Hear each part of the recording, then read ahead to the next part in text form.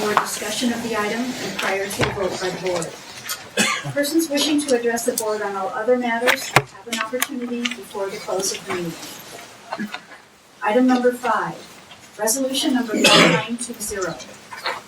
Now therefore be it resolved by the Board of Directors of the Omaha Public Power District that management is hereby authorized to use regulatory accounting treatment for Fort Calhoun Station recovery costs with amortization over a 10-year period commencing with Fort Calhoun Station's return to service.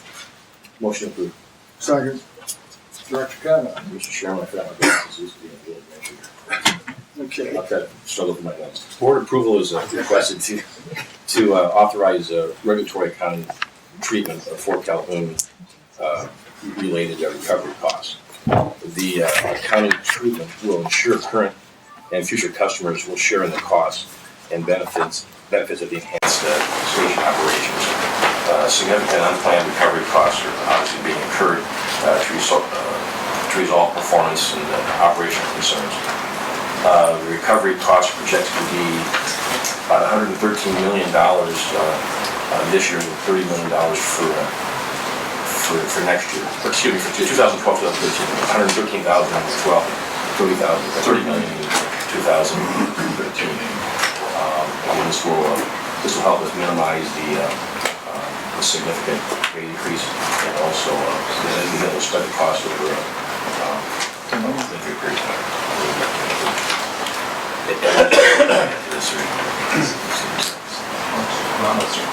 I do have questions.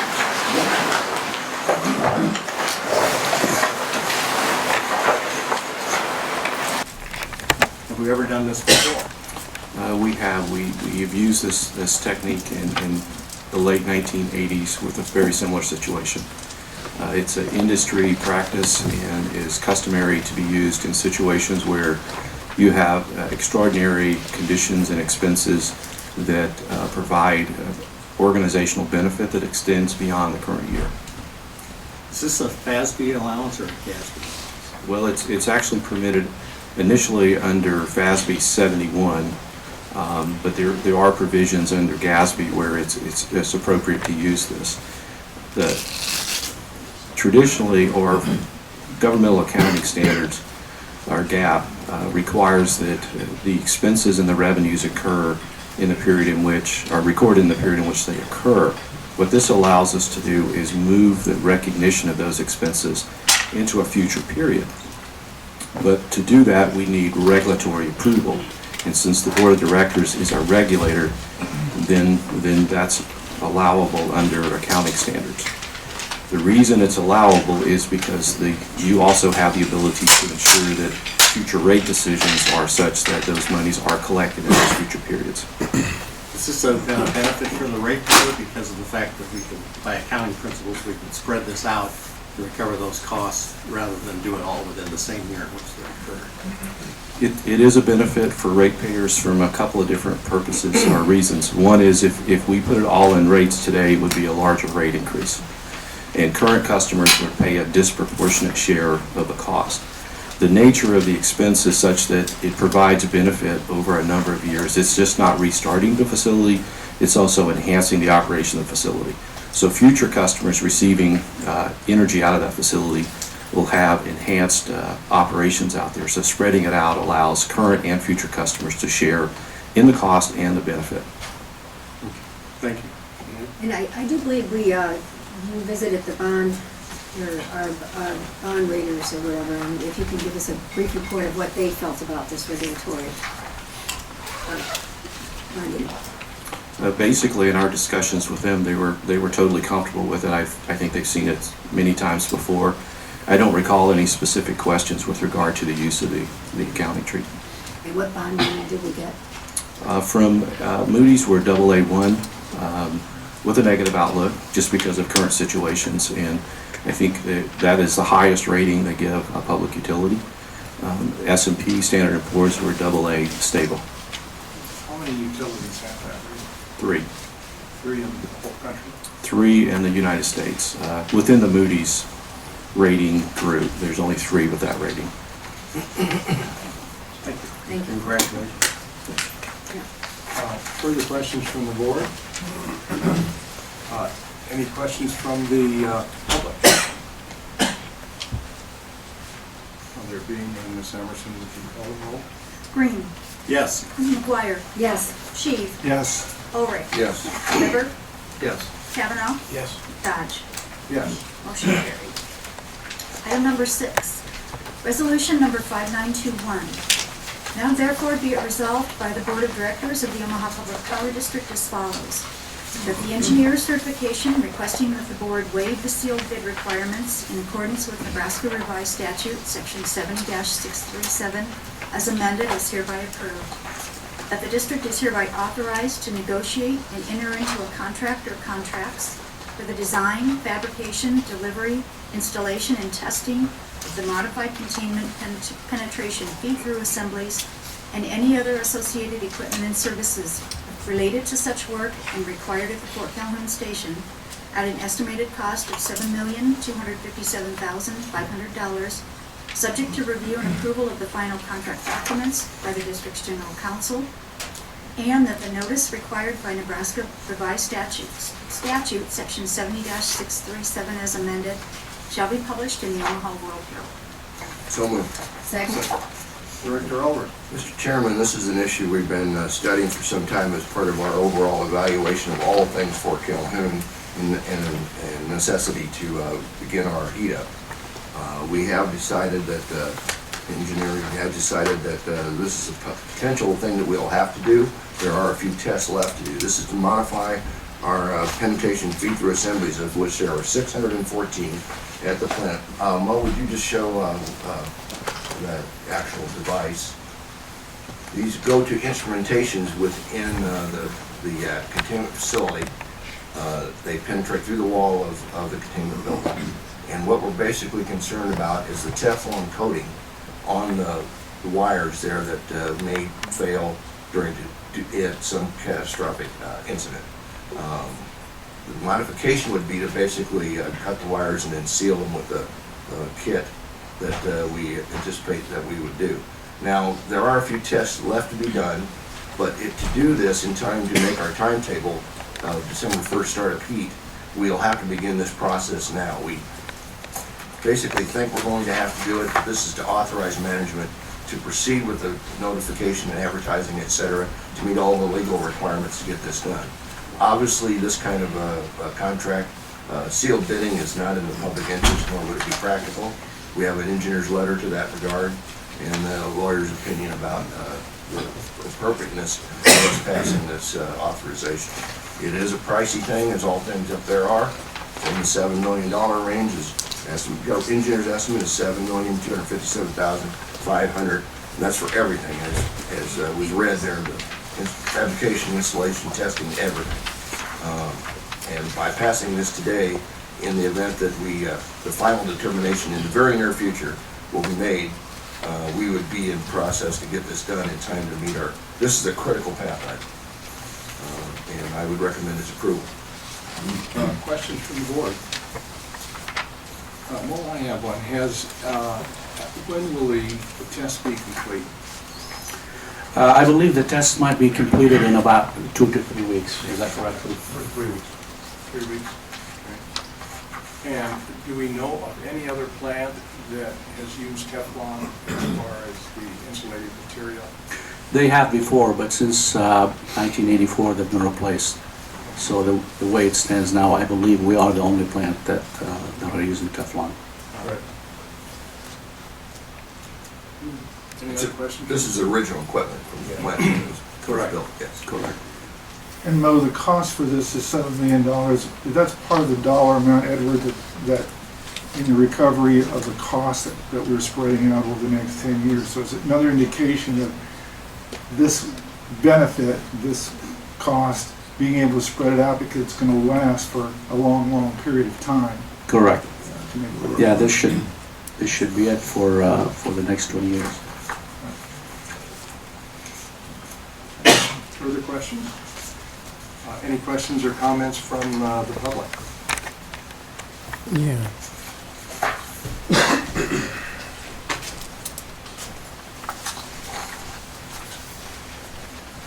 Laverne Tran, 4728 Cass, Omaha. you have to replace those. You can't actually restart it or do anything with it without replacing it. I don't understand why that wasn't part of the 335 million upgrade starting in 2006. Why those things weren't looked at thoroughly by you, our nuke guys, and the NRC. So see, these costs are all coming up after a 20-year upgrade. You know, so you upgraded it for 20 years. It was supposed to be the greatest thing on earth. It started on fire. You missed these. Here's cracked. So and those are all 18-month fixes on something that continues to break down. Now, what guarantees that the holes that those put in don't continue to decay around it after you refill the Teflon? I think there's a couple questions. I'm sorry. Let me make sure. That's the reason why the reporters bring a cameraman along, so you don't have to run the camera and ask questions at the same time. Sorry, things we have to do. Let me make sure that we all understand one thing, that these are completely for instrumentation. They have nothing to do with the safe shutdown of the plant. Those were replaced in 1984 and we're good to go. So the 614 that we're talking about, those in addition to what we have already replaced in 84. Now at that time, those were, these that 614 we're talking about were not deemed to be critical to the safe shutdown of the plant. So right now, we're taking this opportunity to make sure that we are improving the operation of the plant and we are moving toward excellence, not just compliance. So I just want to make sure the public understands that this is kind of going beyond what needs to be done for the safe shutdown of the plant if we need to. These are absolutely for instrumentation. They're not for control. They're not for power. Okay, but the NRC just put out a structural report on Fort Calhoun, talking about the flooding has changed the structure and has been weakened, and so that's what I'm saying. Once you replace that brand new Teflon, beautiful $7 million wires, the structure around that, what guarantees that that's not going to continue to decay? Because it is a 40-year-old plant and it will get older. I have to look to the chief nuclear officer. The fix that we're putting in, Laverne, is a permanent fix. And it removes the exposure of the Teflon to any of the issues that could be a problem for it. So the Teflon's out of the picture in this case. And that's why this particular fix, if we need it, we still haven't completed the testing to see if we do need it. But we wanted to get this because, as Director Ulrich said, it's a timing issue going forward for it. Am I wrong? Didn't the NRC say you needed it? Am I wrong No, about that? this was one that we identified as part of our upgrade process as we're looking to extend the power of the plant. What's this report he's referring Yeah. to? The secondary report about the structure of the I know we've submitted our structure report, which indicates they're fine. Not sure that that's any other report I don't know about. Well, the NRC put out a report. I just got an email like yesterday or the day before. That was what. I don't think, nothing that I know about. Our reports, all our studies indicate our structures are fine. And we've submitted that. It's in final form. The look on the bright side with the Teflon coating, food won't stick to it. Are there any other comments? There being none, roll call please. Green. Yes. McGuire. Yes. Yes. Ulrich. Yes. Weber. Kavanaugh. Dodge. Yes. Motion carried. Item number 7, resolution number 5922. Now therefore be it resolved by the Board of Directors of the Omaha Public Power District that the proposal of Serum Environmental Inc. in the amount of $2,745,200 to replace 2 layers of selective catalytic reduction modules and seals on unit number 2 at the Nebraska City Station is the lowest evaluated bid received on request for proposal number 3777 and is hereby accepted, and the bond and letter of credit form of such bidder are hereby approved. So moved. Second. Director McGuire? Yes, this board action has to do with our emissions control for nitrous oxide. The catalytic reduction modules and seals, that is their purpose, is to remove the nitrous oxide. When we built Nebraska City Unit 2, we had 2 layers of catalyst that were installed during the original construction, and a 3rd layer was installed 2 years later. Performance indicators have determined that we need to replace these 2 layers. When we want to make sure that we stay within the amount of, we don't want to get rid of too much. We don't want to, how do I say this about nitrous oxide? We want to be in compliance with the nitrous oxide levels and our NC2 air permit. 5 bids were received. 3 of the bidders were legally responsive, and 2 bidders were not. Bidders were also able to submit alternate bids that would extend the catalyst life. We had Black & Veatch as an engineer come in and evaluate not only the cost, but also the life of the catalyst, the extension of the catalyst. If we can extend the life and last a little bit longer, and also the reactor potential, which is the amount of nitrous oxide removed. After this, it was first of all recommended that we replace both layers at the same time, not in separate outages. So both layers will be replaced in the spring 2013 outage. The next thing that they found is they looked into different types of removers, and they chose the best one, and they felt the best one was with serum. And because they felt that this would also extend the life of the catalyst too. It was the alternate bid, so we're asking, and instead of, I think the negotiated amount or the estimator's bid was $1,565,000 for 1 layer, and we're going to go ahead and do 2 layers at $1,372,600 per layer. So the new contract is going to be for $2,745,200 to Serum for the purchase of both layers and to be installed in spring 2013. I did ask whether or not we had any guarantees as far as the life of the catalyst, and we do have guarantees as far as the life of the catalyst and the amount of nitrous oxide that is being removed. Questions from the board? I have a question. Would this proposal put us with regard to NOx levels under what the MAC requirements are going to be? Yes, currently the NOx limit for Nebraska City 2 is 0.7 pounds per million BTU, 0.07, excuse me. 0.07, yeah. And this will be 0.064, but I think MATS does not address, Nebraska City Unit 2 is very close to that limit as we speak, with state-of-the-art controls installed when it was built.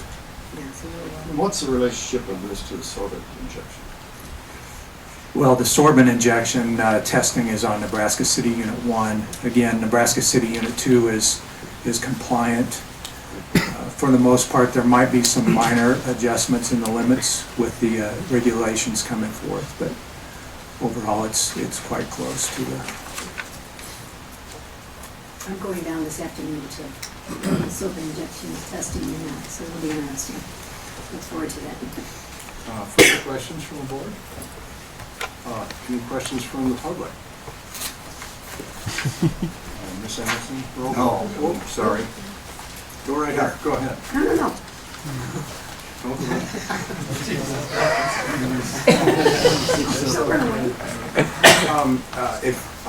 To lower your NOx levels and your carbon levels, if you invested, for every dollar you invested in efficiency, you'd get 5 to 6 times the reduction.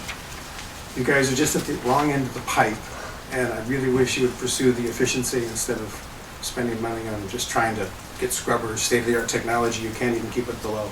But if you don't generate, you don't burn coal, you can keep your levels low. That's all. Thank you.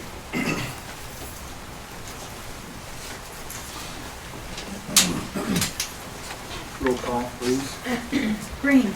Yes. McGuire. Yes. Sheep. Yes. Ulrich. Yes. Weber. Yes. Kavanaugh. Yes. Dodge. Yes. Motion carried. Item number 8, resolution number 5923.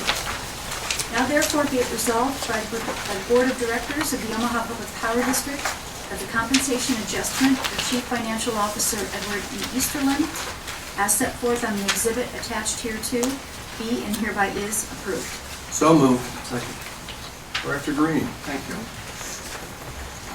One of our responsibilities as directors is to set the compensation and compensation adjustments for the senior officers. Bring before you is a well-earned raise of 1.8%. Mr. Easterlin, and you heard earlier one of the reasons why he would this would be a meritorious raise for him, and that is despite everything that we've been dealing with, the flood, the plant, the summer, the drought, he has maintained us as one of the ratings for one of only 3 utilities in the country. And it's well directed, and it's not a financial miracle, it's just a lot of hard work. And I would recommend Mr. Easterlin's raise to you. Questions or comments? Compared to the school district, it's like a party.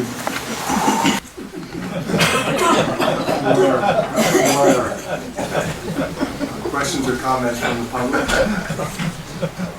Roll call, please, Ms. Emerson. Green. Yes. McGuire. Yes. Sheed. Yes. Thompson. Ulrich. Yes. Weber. Yes. Kavanaugh. Yes. Dodge. Yes. Motion carried. Item number 9, resolution number 5924.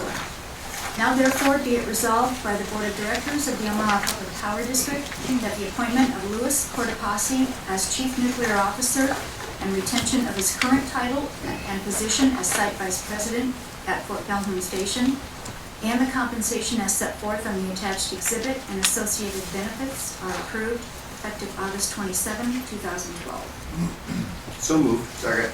Director Green. Mr. Cortopassi has come to us by way of Exelon, and part of our agreement with Exelon is that the Chief Nuclear Officer be a Vice President of the utility. So Mr. Cortopassi will be the Site Vice President at Fort Calhoun Station. His initial compensation is proposed at $300,000 a year. And we'd like to welcome him because I'm not sure everybody has had a chance to meet him yet. Why don't you stand up and say hello? Certainly, hello. So, that was great. I was going to say, well, the Sons of Italy will be pleased that we brought another Son of Italy to town. Thursdays at the Sons of Italy Halls, where you want to go for lunch. I'd recommend Mr. Cortopassi's appointment at this time. Questions? Comments? And any of you that were at the NRC meeting in Blair, I think you got to see some of the new team at the nuclear facility in the presentation. I want to compliment Louis on a fine job that 3.5-hour presentation and meeting took place. He did a very excellent job representing us. Questions from the public? Comments? Yeah, I have one question. My name's Tom Barrett, and I'm a candidate for the OPPD board. Okay.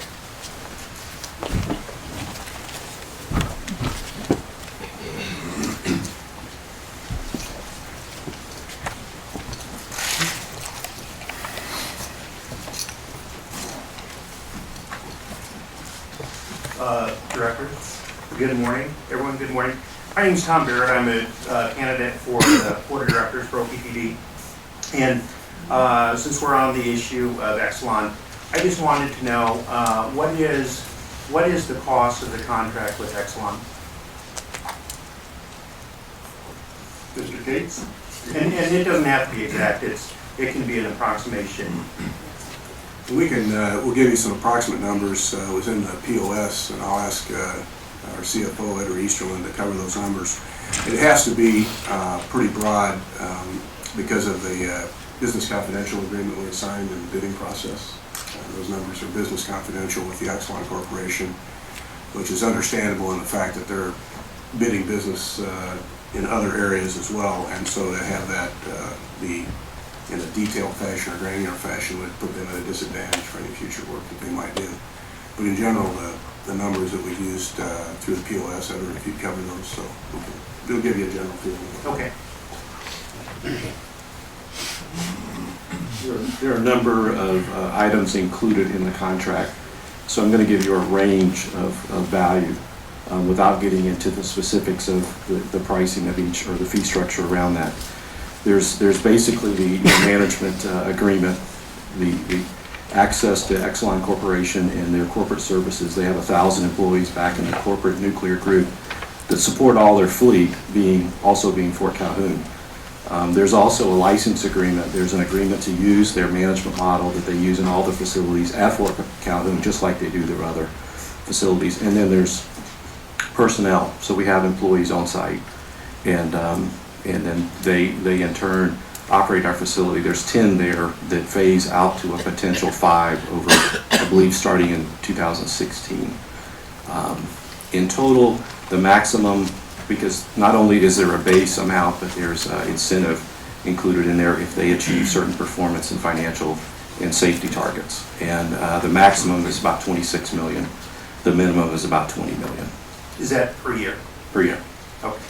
And how about, what's the length of the contract? 20 years. 20 years, okay. And so is there a chance for that contract to deviate if they don't hit the benchmarks that they're asking for? There are a number of termination provisions included. Okay. And you said that there's going to be 10 employees from the corporation. Yes. Will they live in Omaha? They will live in Or Omaha. will they live in Nebraska? They will reside here due to the working arrangements. Whether they are permanently relocated here, it's not defined in the contract. Okay. It'll be position by position decision. Okay.